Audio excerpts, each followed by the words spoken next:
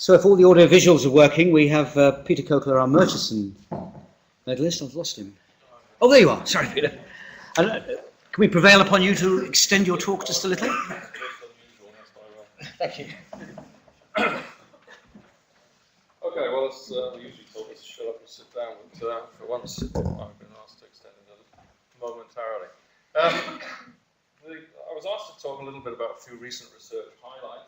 This is part of a rather fun project I've been involved in the last few years. The list there of my collaborators. You'll see I got mathematicians, because just before I got thrown out of school I had 4% in A-level mathematics. So I now employ mathematicians, or I work with them. And then we've got the volcanologists from the Cascades Observatory, and indeed an undergraduate student involved in this. The picture shows the product, only a few hours old, of a pyroclastic flow at Mount St. Helens. There are a series of explosions after May the 18th, and they produced rather distinctive flow deposits. And what we've been trying to do is to understand, where's the advance in this? What we've been trying to do is to understand the mobility, effectively, of these pyroclastic flows. But as you'll see, it relates also to a wider range of essentially dry or wet granular flows that are non-cohesive. And obviously what motivates it is understanding or anticipating what flows are going to do. In this case, you can see there's a situation where early flows have spread, almost like water, and later flows have become lobate and levade, and we've been trying to understand just precisely what is behind that.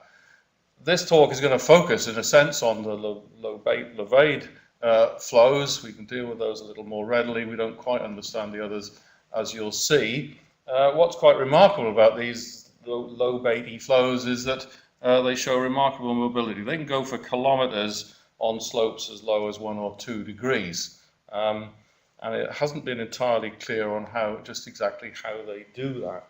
Now, the top two pictures here, again, pyroclastic flow deposits at Mount St. Helens. The scale is in there. This fourth flow here is the feature seen on the left there.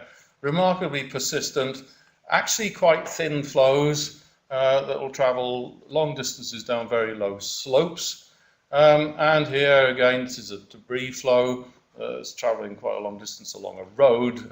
This guy obviously didn't really mean to be parked in that context. And we were able to reproduce these experimentally. So this is the sort of domain of phenomena we've been looking at recently.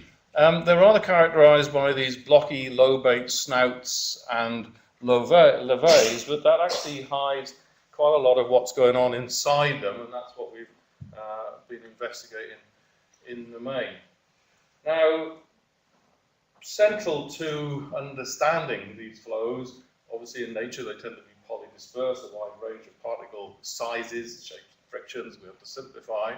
But if you let down a roughened slope of 27 degrees, a monodisperse, a single particle size mix, it'll simply run out in this way. You'll see we'll start to form a few levays there, but it features simply a sheet-like flow with a tendency to spread. Could you hit the lower one, please? This is a short video in this instance. I can't hit it. Okay. But with a bidispersed mixture, this is a mixture of the same small, fine Ballatini, glass Ballatinis in the top figure. You'll see, adding a coarse grain thing, the coarse particles segregate to the top of the flow, go to the front, and they form this finger-like feature. And these are essentially a sort of a small experimental replication of levays. And what's happening there is that as this mixture shears, the finer particles percolate to the bottom of the flow, and the coarser particles segregate to the top. The top is moving faster than the bottom, so the coarse material goes to the front. It's more frictionally resistive than the mix or the material behind it, and that frictional resistance means that it actually creates an instability. This is a numerical model that my mathematician colleagues have elaborated. You'll see mine well down the batting order here because I didn't contribute almost anything. But basically, you'll see here this is a coarse, the blue is coarse, the fine is the red is the finer material. And as this flows, there's a frictional resistance at the front which causes this instability. Now, rather interestingly, this numerical modeling actually is grid dependent. When you try and run it at a finer and finer grid, it breaks down and it appears that the model is effectively missing some physics. So we've actually published a model, a paper here, which shows how we failed to actually understand it completely, but the mathematics is perhaps indicating something that we should take into account. It's probably a physical dissipation of lots of energy in the system that we haven't accounted for. So it's segregation that we think controls these instabilities, and we're trying to understand the wavelength of that, but that's essentially beyond me. This is some experiments I did, basically just to illustrate the influence of fine particles. This is a same rough and slope granular mixture of sand, which is the salmon-coloured, and fine white Valentini, the white material, released from a funnel. You can see that with only 20% of the fines, the material won't flow at all. Increasing the percentage of fines towards the right, you can increase the run-out, you get quite well-defined levées. There's an ideal sort of mixture that gives you maximum run-out, but then if you get too few coarse materials, the levées become weak, the thing breaks out, and with no coarse material it tends to spread. So you can see that the fines are actually conferring mobility, but too many fines and you don't push as far. So there's an area distance of run-out trade-off. But fines do influence the run-out of these things. Now, it's all very well playing around with Valentini on boards as big as this, but we were able to collaborate with the United States Geological Survey at their flume in Oregon. This is a 90-meter long chute at a slope of 31 degrees. It's roughened. And basically, you put 25 tons of sand and gravel at the top. There's a lot of instrumentation down this. The door's open and it comes hurtling down to the bottom. Well, they've done that for quite a few years, but we wanted to try and get some handle on the internal processes in the flows as they ran out on this low-angle slope at the bottom. The slope here is 2.4 degrees. And so we're generating an avalanche with an element of impetus on here. And what you can see us doing here is actually putting coloured markers onto the surface of the flow just as it comes, the front of it comes by.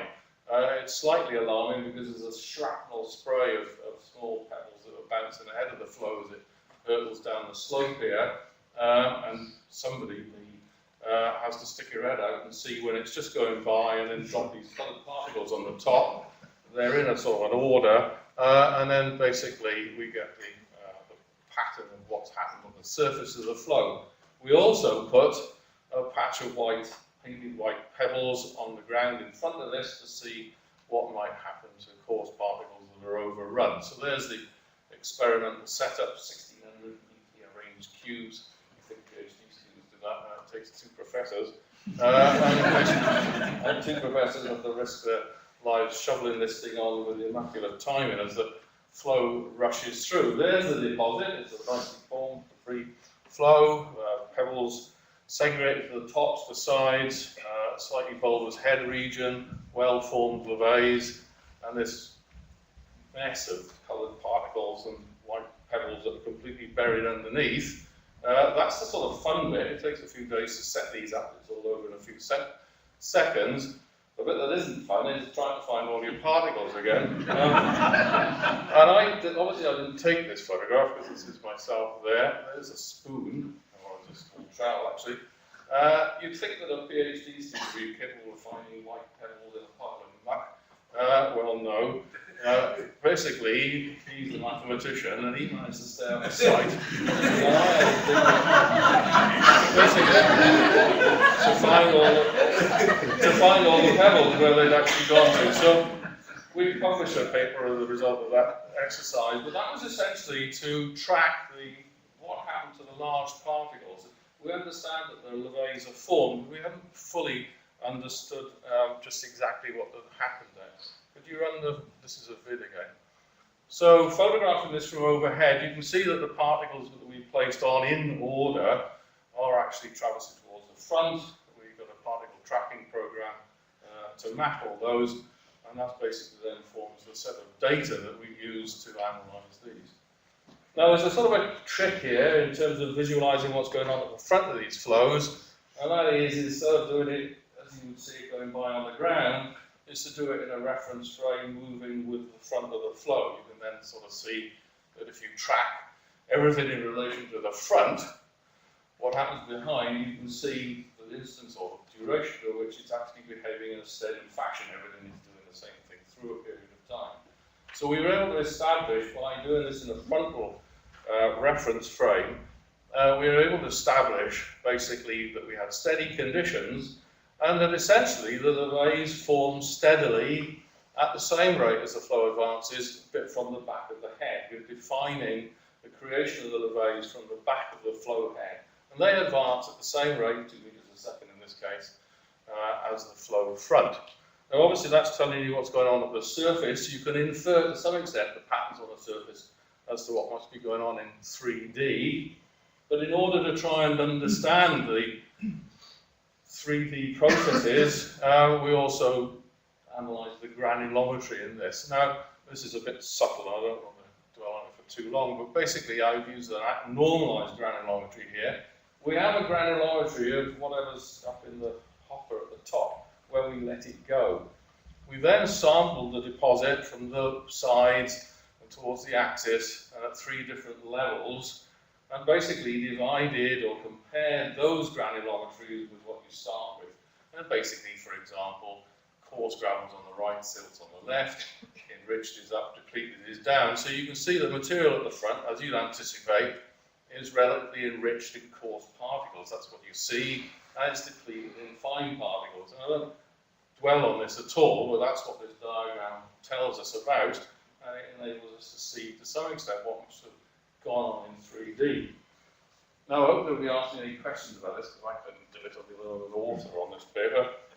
Basically, what my mathematician colleague were able to do was to model segregation. We actually started off with coarse brown here over fine particles, and of course what happens is as this material goes to the front, the coarse goes over the front and finds itself on the bottom, and it doesn't like to be on the bottom because it wants to segregate up because the fines want to be on the bottom.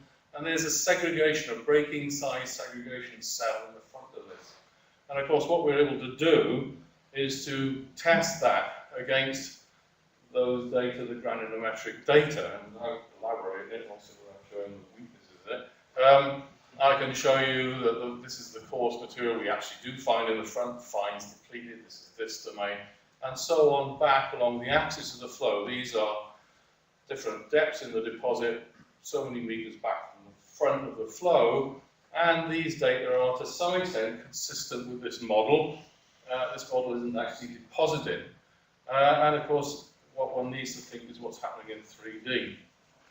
Now, those white pebbles that I dug out laboriously, 8.5 tons of material, we mapped where they were on the ground. We had overhead cameras on this. And also this is where they were in the thickness of the deposit. So we actually found the coarse particles that were overrun. A lot of people will anticipate they'd just be swept to the side. No, they get overrun, they're coarse particles, and they come up through the flow, and here they are, and then you find them in this head circulation cell. So we are actually seeing, to some extent, process domains within these flows in 3D. We can sort of model it to a degree. So regarding the coarse particles, and this is in the reference frame of the front, the coarse particle are segregated at the top, goes to the front, is overridden and finds itself on the bottom. In the reference frame of the front, of course, then it's going to go backwards. But as it finds itself segregating upwards, it gets to a level in the flow where the flow is moving forward fast enough, so it segregates forwards. But of course, material is being added behind it, and so ultimately this thing advex out to form the levays. So we've understood the coarse particles, trajectories if you like, in levay formation, but of course what we haven't really done is track what happens to the fines, and that actually proved to be quite instructive. In this numerical model is 2D, of course, the fines of this white trajectory, they come in and then go out through the bottom in this particular fashion, but that's not necessarily what happens in 3D. Could you run the vid on the left, please? So what we noticed from some of our experiments, the fingering experiments at the top, is that the fines actually get line, the left as a lining in the channel. Now when the flow drains out of that channel, it leaves this fines lining. And that's actually quite commonly what you see in nature. It's what we saw at Mount St. Helens following those the 1980 July and August eruptions. Basically, we found flows that go, here's the bouldery front, here are levées forming, and then as the flow drains, you begin to see a white or fines lining on the channel walls. Here it is here, and we're replicating this in the lab. So there seems to be quite a lot of similarity and information embedded in these small-scale experiments that seems to replicate what's going on in nature. And so we devised a series of experiments to try and understand the fate of the fines and how they actually got to where they are. So we're motivated by reality here. We do see fines linings left in the channels. We do see that flows are drained. We see a bulbous head, levées, and we see what we refer to as levée sharpening. What's interesting in this sharpening is that there's always fine-grained material inside these dissected levées. And the interpretation of this is that the levée isn't just a pile of coarse material, it actually has an internal lateral gradient. It grades from coarse on the outside and coarse towards the top, and it has a little pile towards the edge, but actually it's internally comprising fines. And this is the structure that we see. You'll see the sort of evidence of this in a minute, but this is what we infer for the formation of levées from the back of the head. You know, they form at the back of the head. But the fines lining forms at the back of the head as well. You just see as the head goes by, you start to see that the channel is already lined, the levées have got this fine lining. And then as the flow drains, more and more of this lining is exposed, and we see this sharpening of the levées. These are the sort of the levée sharpening process is still exposing fines, so that the channel has always got fines lining in it. Now, we played around with some of these experiments, and this is basically changing the colour of the fines. We were able to release steadily from a funnel. We just reduced a mixture. It's physically identically the same, but instead the initial flow is red fines followed by blue fines. Totally steady, continuous flow with simply only a colour change. We can do what we want with the deposit because it's flowing on a slope and it's sensitive to the slope and its friction. We basically pick the rig up and it immediately freezes the flow. This is a frozen head of one of these flow. We're going to introduce blue fine material, and here are serial sections. There's the front of the head, there's the head arriving, or broadening if you like. This is this section here with blue fines arriving. And we see behind that the evolution of the subsequent parts of the flow with the blue material. We can see the shear profile within that.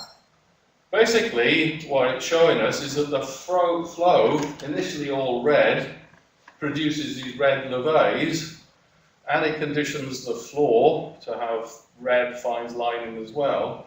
But the subsequent, the later blue flow, simply goes straight through without even knowing that it doesn't mix, it doesn't erode or whatever. So we actually are able to see that this fines lining, and here's the lateral gradation into these dirty brown sand grains, the fines lined levée act as a stable channel to the subsequent blue flow. There's another deposit, they're small but perfectly formed, as they say. Basically very thin flows, but what we've had here is a red flow that's produced red levées, and then we've sent the blue flow through it. The blue's got to the front. Here's the front. Coarse material's gone over the front. It is resegregating back up to the top. Here's a section up here, and the coarse is all at the top, and it's confined within these levées. It's a very sensitive, subtle mechanism, but clearly fines lining is formed within these systems. So we now envision channel flow and a fine-grained lining formed along with the levées from the back of the head. Now what's interesting in terms of, we come back of course to the mobility, we're trying to understand the mobility here, is why can these flows flow on a 1 or 2 degree slope? Well, the channel flow itself self-organizes, the coarse material goes to the top, and we know that this, where these boundaries are is a matter of a debate, but we know that this material is going ultimately to form the levées. So part of the channel flow is going to create the fines-lined levées as it proceeds from the front of the flow. What it must do is it must also supply material which is at the lowermost, slowest shearing part of the flow. Part of the channel flow must actually become the lowest part of the channel flow that is advancing but not as fast as the front. And what this flow self-organisation then does is it creates a fines-lined conduit which is stable, and it ensures that the finest material is at the bottom. And this then obviously confers low friction. And we think that's a key feature of the mobility of this is self-organisation of putting fines running across fines. We understand the lateral confinement business. If you don't form the raise, it'll spread and it won't go so far. And rather interesting, of course, particularly if this mixture is polydispersed, this poorly sorted fines lining, which is what you see in the field, it actually has low permeability. It has low permeability on the time scale of the flow that's going through there. And we know that the mobility of pyroclastic flows is moderated by the poor fluid pressure of gas that's in the system. We know there's gas retention well retained. These levées are virtually impermeable.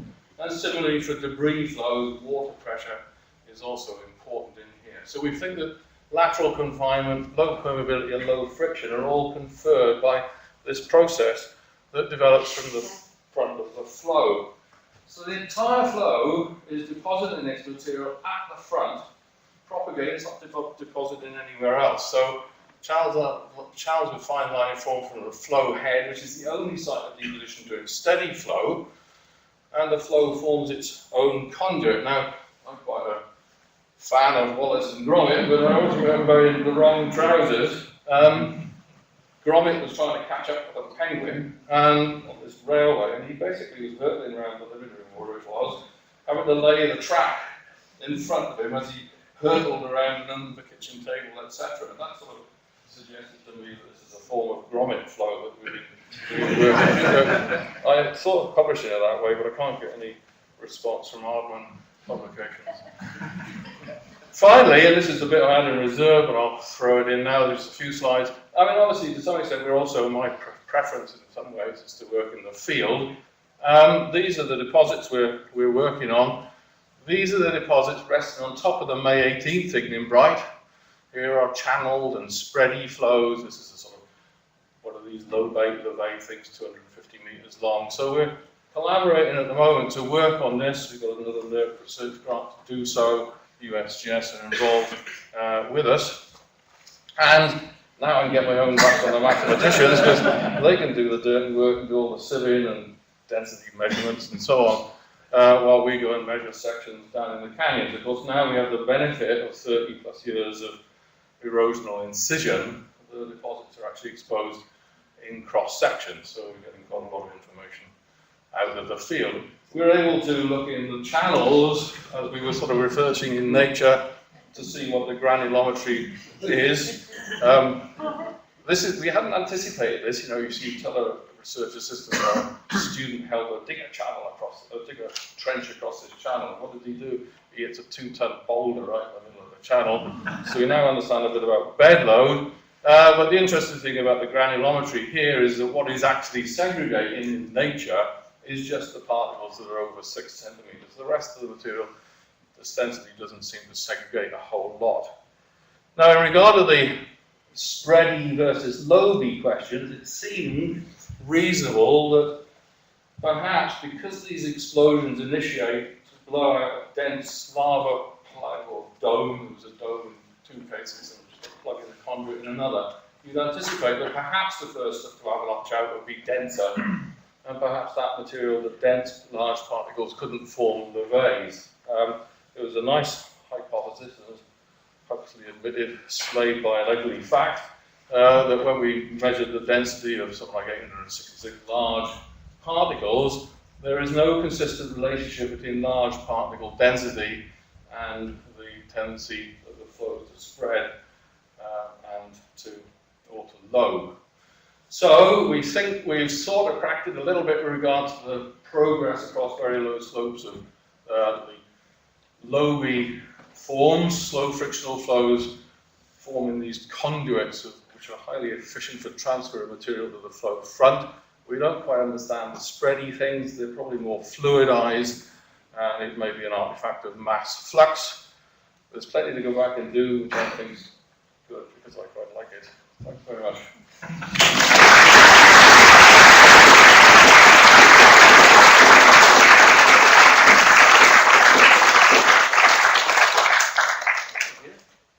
Well, we have time for a few questions. We don't need reserve questions. Do your conclusions about grain size and permeability? Do your conclusions about grain size and permeability apply to turbidity currents as well? I think that... I mean sand going into deep water, off Once deltas. you have a deposit, which is like a lot of these things, the deposit is rapidly formed, it's a loose framework, but if it's poorly sorted, which is what a lot of massive materials will be, it will actually have some resistance to transient pore fluid pressure passing over these. In the subaerial context, of course, gravity has a greater effect, but in the subaerial, in the flume context, we certainly pick up a pressure wave that is the pore fluid pressure. So in observability, something similar may happen, but gravity is different. I just wondered whether anyone doing work on reservoirs in these deep water things. The guys on perhaps do that.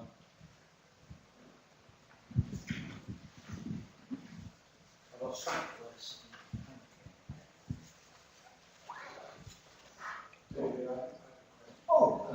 Sorry. Just to pick up Mark's question about the submarine density underflows, I seem to recall years ago Bagnold had a concept of dispersive stress. I know John Souther did research on this at Harvard in the 60s and had rather inconclusive results, but Bagnold, as I think, was appealed to by some people as the explanation for the long run out of some of the density underflows, submarine density underflows, and this dispersive stress was a key part of that. Do you know where we stand with that now? I haven't kept up with it. I think Melanie Hunt at Caltech did, I'm not actually familiar with it in detail, but I think that the dispersive pressure mechanism was pretty thoroughly sort of dismantled and sort of fallen from favour. I think from the point of view of the processes we've seen here, we refer to kinetic sieving. The small particles percolate through the momentarily larger gaps, and the larger particles get the small material underneath them and can't get down again, and it isn't quite the physics of dispersive pressure forcing upwards. I think in turbidity currents and so on, a lot of the mobility, it applies here, and I think it actually applies to these wide spreading things. If you're trying to get a little material down to the ground quickly, you've got to get the interstitial fluid up, and that is sedimentation of material going down, fluidization to return the flow of gas. So I think there's a transient support that enables material to go further than it would without that backflow of fluid as you necessarily compress. The dense frictional flows, the loamy things, they're hardly dilated. So I think the turbidity currents and these spready things, there's an element of sedimentation and fluidization. If we turned our attention away from volcanic debris flows to ones, say, on tropical hillsides, Hong Kong or Java, how do those types of debris flow relate to what you're describing here? And one thing you didn't mention, which we see often in tropical type of terrain, is the entrainment of material from the slope. Sure. We end up with more volume at the bottom than you do at the top. Yes. I mean, one of our, the USGS, a lot of the USGS effort on the US with the flume has actually been on debris flows, aqueous debris flows. Let me just emphasize, there's one comment I wanted to make in some ways, is a lot of people have tried to understand the run-out behavior in very simplistic terms, in terms of the height at which you start and its potential energy, some frictional coefficient that goes, so people measure the height of start or the height of the center of gravity at start, or the end location and run-out. And they try and do these HO-REL type of factors as some measure of the overall friction. I think in the majority of cases, certainly at Mount St Helens and certainly in some of these other cases you're alluding to now in aqueous debris flows, there's a change of flow regime between the initial release and breakup and what happens to you're in rapid expanded flow and you find you run out on low ground. A lot of the bulking, for example, will happen in more highly energetic regime, pick up material which will actually allow the thing to go further, and perhaps as a result of having greater mass, then actually extend further. And of course the area is quite a big feature in it. It isn't just the long distance, but it's actually the area. So I think there are close parallels and some subtle differences, but I think that the tendency to try and view these things simplistically as some coefficient of friction. There are several flow regimes involved, and I think what we need to do in hazards assessment in terrains, whether it's debris flows, rock avalanches, even snow avalanches, I left that out of here because there are differences, but in all of these we need to look at the flow regime and understand the physics in each flow regime, and then we might get some better anticipation of what's going to happen. Well, thank you. I think a round of applause.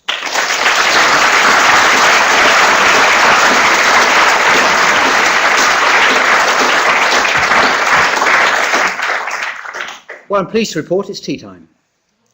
So please avail yourself of compulsory Jolsock tea and return at 5 o'clock, where we'll have Martin Jackson talking for about half an hour. Thank you very much.